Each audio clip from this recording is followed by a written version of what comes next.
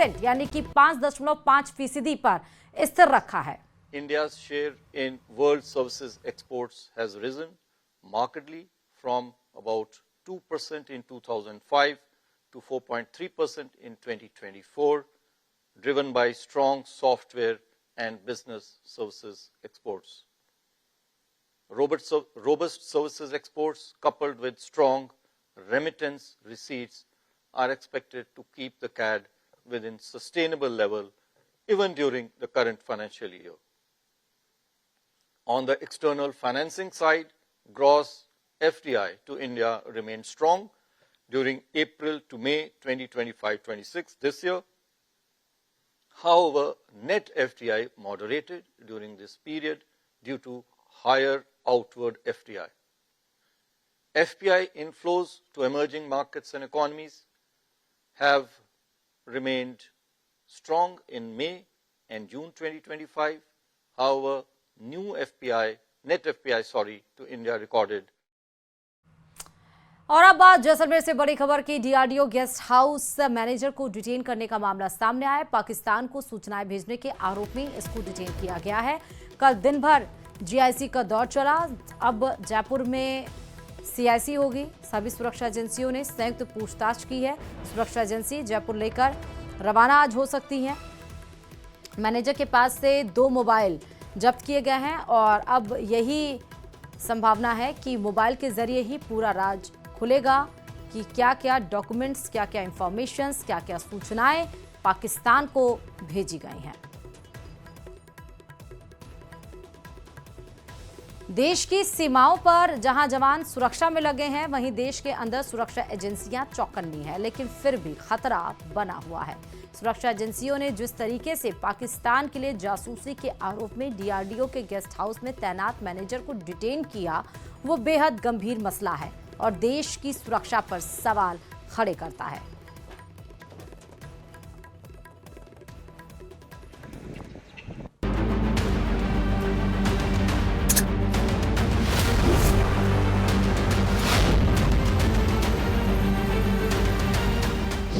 DRDO guest house से जासूसी का शक।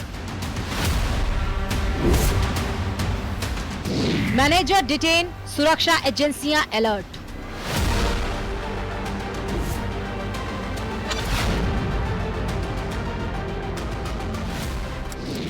नाम महेंद्र प्रसाद, पद मैनेजर डीआरडीओ गेस्ट हाउस, नियुक्ति साल 2008 से, निवासी अल्मोड़ा उत्तराखंड। आरोप देश की संवेदनशील जानकारियां पाकिस्तान से साझा करने का शक। जैसलमेर के चांदन गांव में सुरक्षा एजेंसियों ने डीआरडीओ के जिस गेस्ट हाउस से जासूसी के आरोपी महेंद्र प्रसाद को डिटेन किया, वो फील्ड फायरिंग रेंज और एयरफोर्स अड्डे के बेहद करीब है। बताया जाता है कि यहां आए दिन सेना और डीआरडीओ के बड़े अफसर आते जाते हैं। ऐसे में मैनेजर की संदिग्ध भूमिका ने देश की सुरक्षा पर गंभीर सवाल खड़े कर दिए हैं।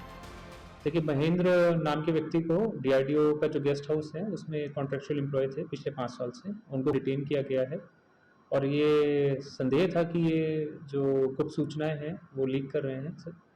तो इसके लिए अब इन्वेस्टिगेशन चल रहा है और जो भी इन्वेस्टिगेशन में आगे तथ्य आएंगे वो आप सबके साथ। उत्तराखंड के अल्मोड़ा का रहने वाला महेंद्र प्रसाद साल 2008 से डीआरडीओ गेस्ट हाउस में तैनात था। सोमवार रात सुरक्षा एजेंसियों ने जब से उसे डिटेन किया है, लगातार पूछताछ की जा रही है। महेंद्र प्रसाद को जैसलमेर के सम रोड स्थित इंटेरोगेशन सेंटर में रखा गया है, जहां ज्वाइंट इंटेरोगेशन कमेटी के तहत जिले में तैनात सुरक्षा एजेंसियों के अधिकारी उससे पूछताछ करेंगे। फोन के जरिए पाकिस्तान को जानकारी भेजने का आरोप। अफसर और वैज्ञानिकों से जुड़ी जानकारी सीमा पार भेजने का आरोप है। इसके अलावा फायरिंग रेंज जैसी संवेदनशील जगहों की जानकारी लीक करने का भी आरोप है। मोबाइल और चैट से जासूसी के अहम सबूत मिलने की भी बात सामने आई। क्या भेजा, कुछ भेजा था कुछ पाकिस्तान? पाकिस्तान तो कुछ नहीं भेजा। तो किसका फोन आया था आपको? कोई डीआरडीओ से आया। अच्छा, क्या कह रहे थे? भेजा क्या आपने? वाह, भेजा कुछ नहीं था, एक पर्ची भेजी थी बस। किसकी पर्ची थी, क्या है? स्लिप थी। फोन किसका था, क्या नाम बता रहे थे, कैसे फोन आया था? कितने समय से आपको फोन ऑन कर रहा था वो आदमी जिसने पर्ची भेजी? 20 से 2020। सुरक्षा एजेंसी लंबे समय से आरोपी पर नजर रखे हुए थी, लेकिन जिस तरीके से डीआरडीओ में तैनात एक मैनेजर को जासूसी के शक में गिरफ्तार किया गया, वो बेहद गंभीर मसला है, क्योंकि डीआरडीओ के अंदर से जासूसी के संकेत मिलना कोई मामूली बात नहीं है। अब सवाल ये कि क्या सुरक्षा की ये दीवार अंदर से कमजोर हो चुकी है? क्या ये अकेला शख्स है या कोई बड़ा नेटवर्क इसके पीछे है? अब देखना ये है कि पूछताछ में कितने और चेहरे बेनकाब होते हैं। अब लगातार जो सुरक्षा एजेंसी अलर्ट है, ऑपरेशन सिंदूर के बाद जैसलमेर में सुरक्षा एजेंसियां अलर्ट और सतर्क नजर आ रही है। उसके बाद आज जेआईसी संदिग्ध से पूछताछ की जाएगी। सावलदान रत्नू, न्यूज़ 18 राजस्थान, जैसलमेर। राजस्थान में कांग्रेस ने अपने संगठन को नई ताकत देने के लिए बीते महीनों में जमीनी स्तर पर बड़े बदलाव किए हैं। पीसीसी चीफ गोविंद सिंह डोटासरा का दावा है कि पार्टी ने प्रदेश से लेकर बूथ स्तर तक अपने ढांचे को मजबूती से खड़ा कर दिया है। देखिए इसी पर ये रिपोर्ट।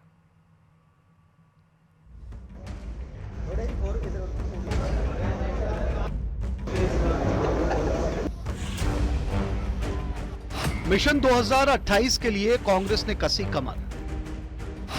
लाखों पदाधिकारियों की फौज हो रही तैयार। ग्राउंड जीरो पर टक्कर मिलेगी जोरदार। बीजेपी को पटखनी देने का प्लान ले रहा आकार। देश भर में कांग्रेस अपने संगठन को मजबूत बनाने की तैयारियां लगातार कर रही है।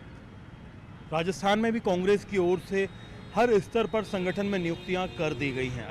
2020 में गहलोत पायलट विवाद के बाद जो संगठनात्मक ढांचा लगभग निष्क्रिय हो गया था, उसे अब नए सिरे से सक्रिय कर दिया गया है। यही वजह है कि राज्य के सभी जिलों और 72 विधानसभा क्षेत्रों में संविधान बचाओ रैलियां आयोजित की जा चुकी हैं। राजस्थान कांग्रेस ने संगठन को फिर किया खड़ा। बूथ से लेकर नगर तक तैयार हो चुकी पार्टी की टीम। जिला, मंडल, ब्लॉक और प्रकोष्ठ स्तर पर नियुक्तियां पूरी।